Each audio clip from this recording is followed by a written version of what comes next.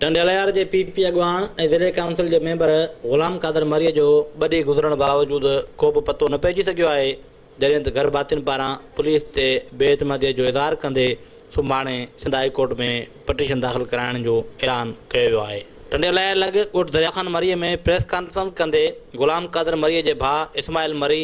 रमज़ान मरी, राणू ख़ान मरी, कांबू ख़ान मरी ऐं ॿियनि इल्ज़ाम हुयो त जेकॾहिं जामशोरो पुलिस चाहे तो हू ग़ुलाम क़ादर मरी बाबति पतो लगाए सघे थी। अपील है आई सिंध के त हू एक्शन खणे ऐं महिरबानी करे अहिड़ा वारदात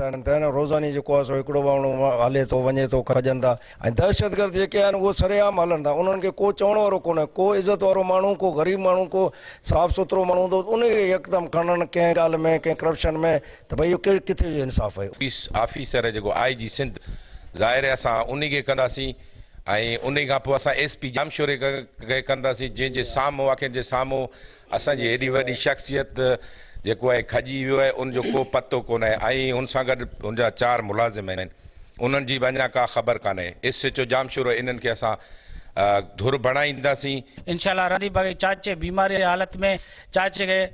अगवा कयो वियो आहे ऐं आउं गुज़ारिश कंदुसि असांजे IG सिंध खां, जेको चए थो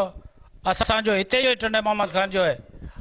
उहो चए थो ईमानदार माण्हू आहे, बाबा तूं ईमानदार आहीं, वाक़ई तोखे सलाम आहे, पर असांजा